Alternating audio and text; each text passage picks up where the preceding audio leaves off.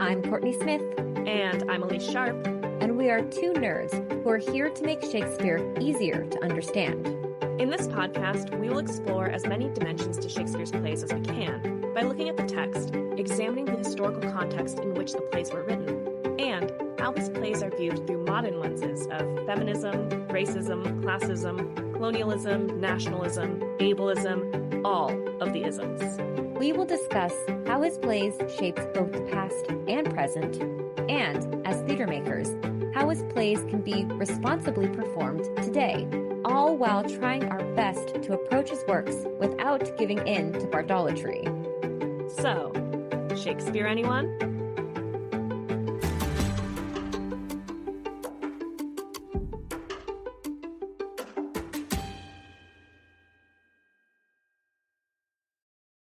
Welcome to another Shakespeare Anyone mini-episode. In these mini-episodes, we'll be exploring topics that are related to Shakespeare, but aren't necessarily connected to whatever play we've been discussing. And they're mini because, well, they're shorter than our other episodes. They're like quartos if the regular episodes are folio editions. In today's episode, we are going to be diving deeper into a form of early modern performance known as the Court Masque. If this topic sounds familiar, it's because we have briefly discussed it or mentioned it in previous episodes like our Twelfth Night Plays for the Court episode, our Ben Jonson mini-episode, our revised Stuff You Should Know Part 2, Elizabethan and Jacobean England and Theatre, and our mini-episode on traveling theatre companies. The masque was a form of court entertainment that was performed at court or at the manor of a member of the nobility, and masque performance was intended to glorify or flatter the court or the specific aristocratic patron. As it developed as a genre, the masque would come to include music, dancing, singing, and acting, with elaborate scenic and costume designs, often designed by famous architects. However, one common element throughout its existence was a choreographed dance performed by masked performers, often made up of members of the nobility, that ended with the dancers inviting the audience to dance with them, breaking the barrier between the performer and the audience. It was also considered a non-professional form of theatrical performance. So, while women were not allowed on public stages during the early modern era, noble women often participated in court masque performances. As a genre of performance, the masque developed from a variety of different traditional court entertainments and folk customs. In England and throughout Europe during the 13th and 16th century, there was a folk tradition known as mumming or mummery, where masked players, called mummers, would surprise a nobleman in his hall to dance or play dice, especially during the winter festival season.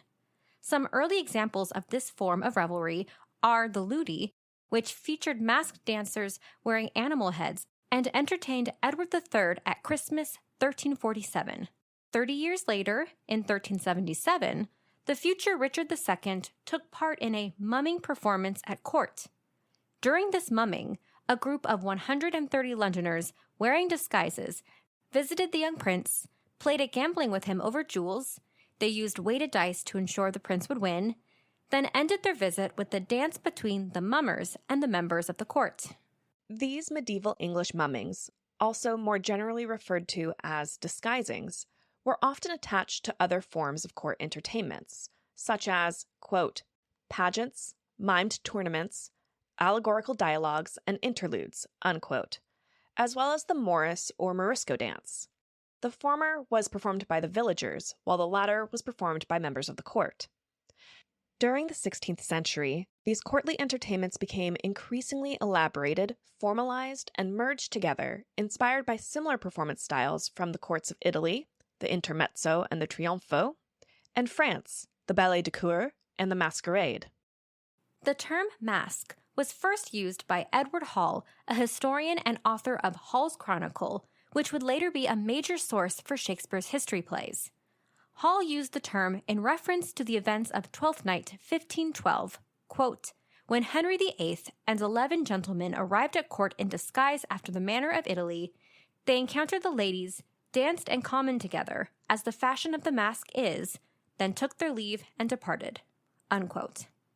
The revels of Henry VIII marked a significant development in the form of the masque as courtiers began to be more involved in the entertainment itself, often entering as the maskers, and the masked entertainers began to invite the nobility in the audience to dance.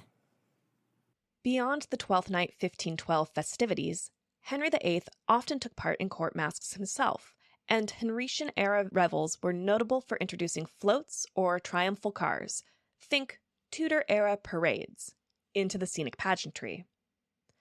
Throughout the 1510s, dancers in masked performances made their entrances, quote, "mounted on arbors, castles, gardens, hills, and ships," unquote.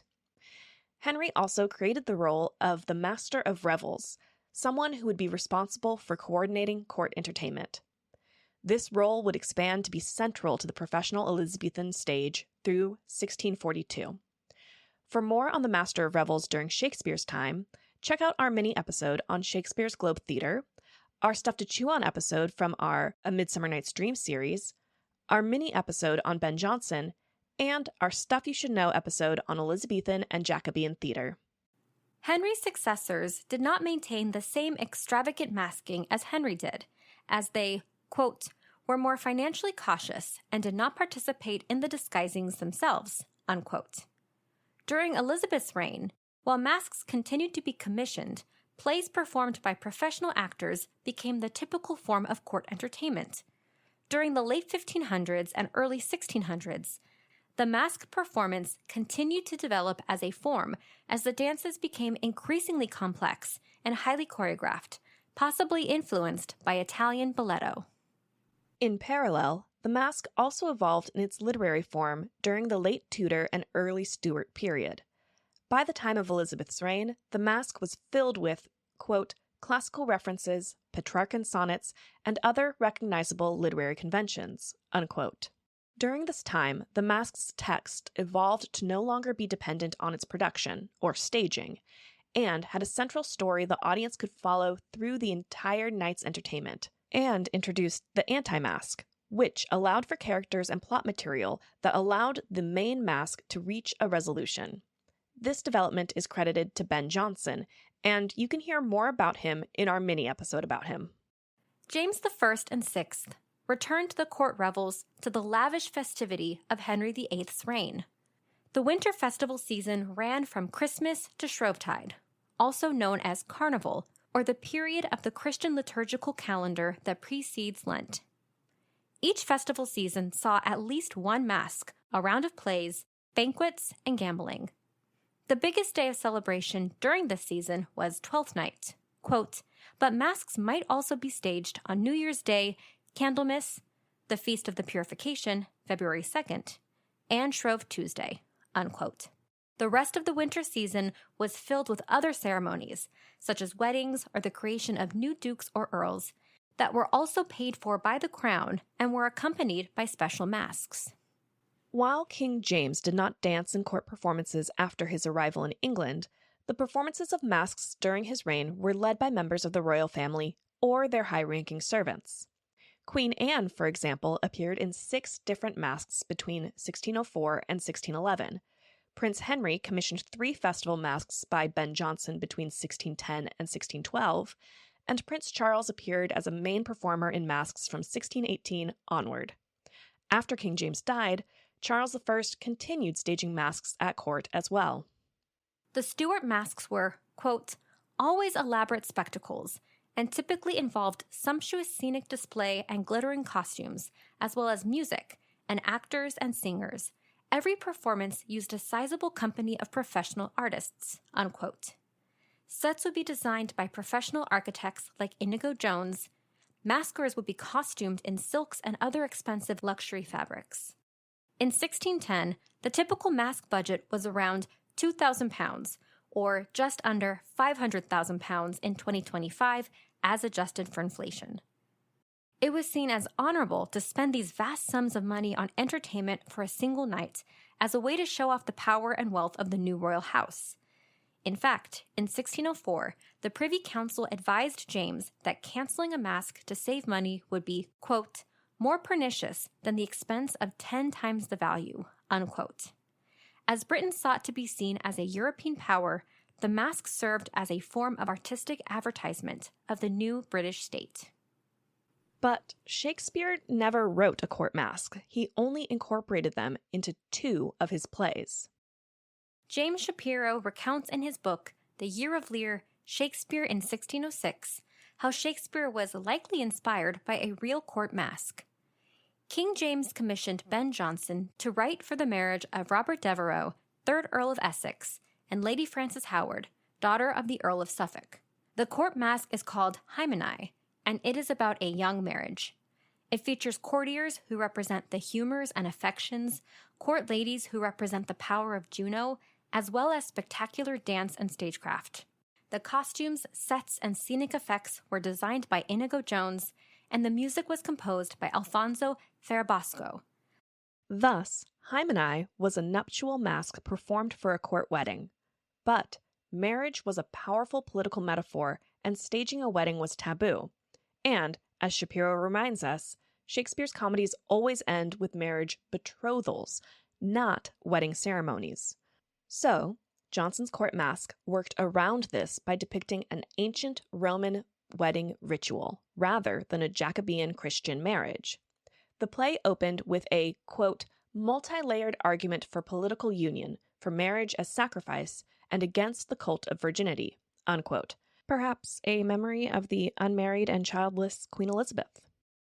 The play also had pageantry, including, quote, an enormous silver and gilt globe that seemed to float in the air, one of the technological wonders that Inigo Jones had created for the occasion, unquote.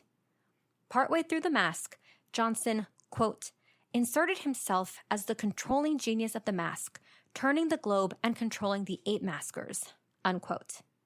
Then, Juno makes an elaborate entrance, joined by Iris and 8 court ladies.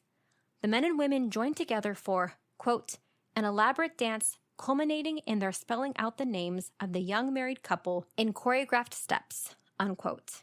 In the masque's climax, the play world and the world of the court merge as the dancers choose new partners, members of the audience, like the queen, prince, and attendees, to join in the dance. The following day, the elaborate stagecraft of Inigo Jones's set was dismantled and replaced with an erected wooden barrier designed to separate armed combatants for a stylized ritual combat called the Barriers for Twelfth Night celebrations. Remember this, it will come up later. Jonson's Hymenaei was considered a hit, and he published it in quarto in 1606. And Jonson's self-publishing is a testament to his pride in the play. Shapiro notes that Jonson wasn't wrong in believing that Hymenaei would leave a lasting impression on English literature. However, it didn't leave an impression the way Jonson expected. Cue Shakespeare. Shakespeare was in attendance at the performance of Hymenaei back in 1606. Like we said, Shakespeare never wrote a Jacobean court masque, but his experience with this masque must have stuck with him. His earlier play, As You Like It, technically includes a wedding masque that involves music, a brief song, and an appearance from the goddess Hymen. But nothing had the splendor and elaborate staged choreography of Hymenaei. Well, 5 years after seeing Hymenaei, Shakespeare wrote a play which embedded a masque. That play is The Tempest.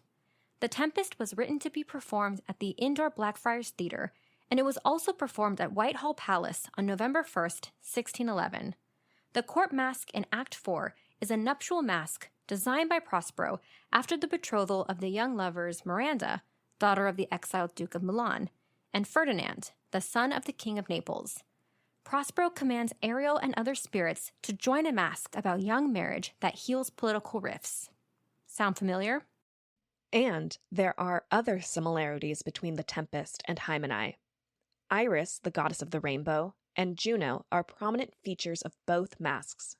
And the structure of both the globe and Blackfriars allowed for the staging of masque-like spectacle. Quote, the stage machinery, windlasses that lowered actors from a trapdoor in the ceiling of the stage, allowed Juno's spectacular appearance, unquote. And we know that The Tempest involves elaborate spectacle because, as Shapiro points out, the play features descriptive stage directions that provide more information than Shakespeare usually offers in his plays. Like Jonson, Prospero appears on the top of the stage observing his work. Shakespeare even reproduces a version of Hymenaei's memorable choreographed dance scene at the Masques' climax, when Iris commands the reapers to join the nymphs in a graceful dance. But Prospero brings the masque to a sudden halt when he realizes he had been so absorbed in his artistic creation that he forgot about Caliban's revenge plot. Indeed, Prospero's next speech explains to Miranda and Ferdinand that masks are simply evanescent. Many scholars have interpreted this speech as autobiographical, Shakespeare reflecting on his career at the Globe and his art as he anticipates retirement. But Shapiro writes that, quote, the visual details of the speech seem to harken back less to the special effects of the Tempest masque than to the elaborate ones that Shakespeare had seen on stage, Great Globe and all, unquote, in the spectacular performance of Hymenaei that was dismantled and replaced by the barriers back in 1606. Quote, our revels now are ended. These are actors, as I foretold you, were all spirits, and are melted into air. And like the baseless fabric of this vision, the cloud-capped towers, the gorgeous palaces, the solemn temples, the great globe itself, yea, all which it inherit shall dissolve and, like this insubstantial pageant faded, leave not a rack behind.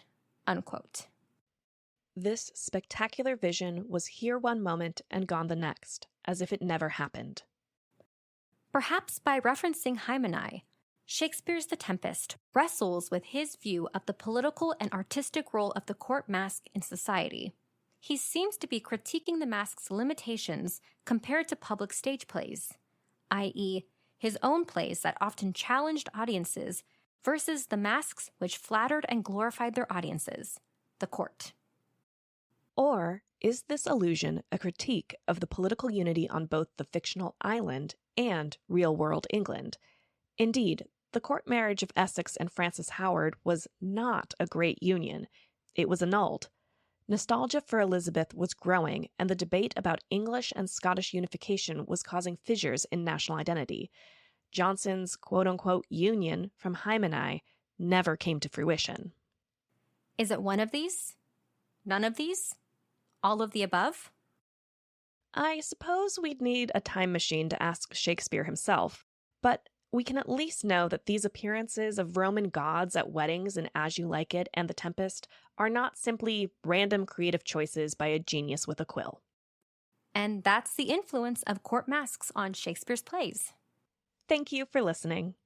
Special thanks to our guest editor, Nat Yonce.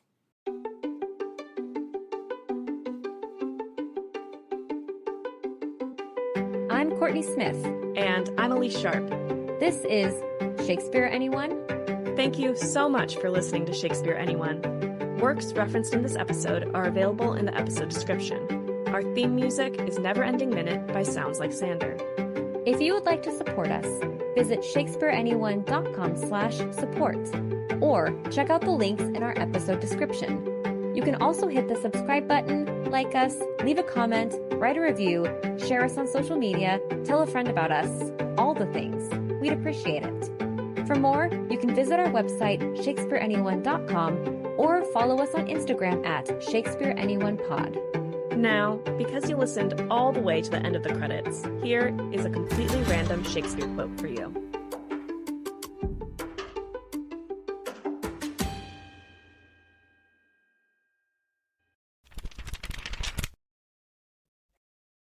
From Richard II, Act 2, Scene 1, said by King Richard.